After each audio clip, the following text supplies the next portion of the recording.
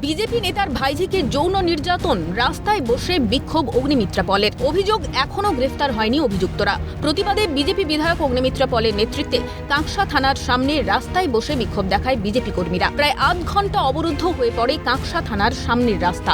গত বছর ডিসেম্বরে দুর্গাপুরের কাঁকসায় এক নাবালিকার সঙ্গে যৌন হেনস্থার অভিযোগ ওঠে এলাকারই দুই যুবকের বিরুদ্ধে। প্রথম দিকে বিষয়টি বুঝতে পারেনি পরিবারের কেউই।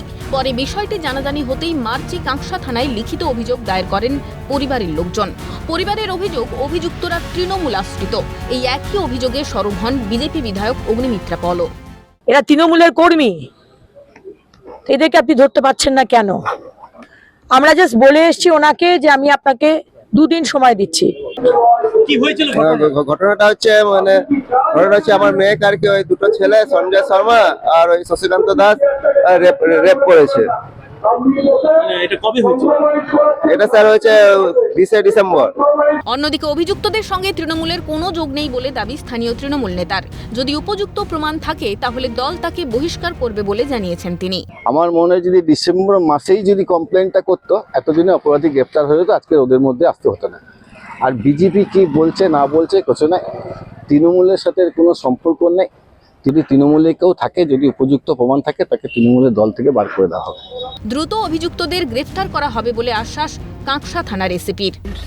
আমরা কমপ্লেন পাওয়ার আগেই, থানা জানার আগেই আসামিরা ওখানে মনে হচ্ছে ওরা বসেছিল, ওরা জেনে গিয়ে যে এরা অভিযোগ করতে যাচ্ছে, থানা বাড়ি ছেড়ে পালিয়ে গেছে। আসানসোল দুর্গাপুর পুলিশের উচ্চপদস্থ কর্তাদের সঙ্গে কথা বলেন বিজেপি নেত্রী অগ্নিমিত্রা পল, চন্দ্রশেখর বন্দ্যোপাধ্যায়, জেলা বিজেপির সভাপতি অভিজিৎ দা, রমন শর্মা সহ দলের অন্যান্য নেতৃত্বরা।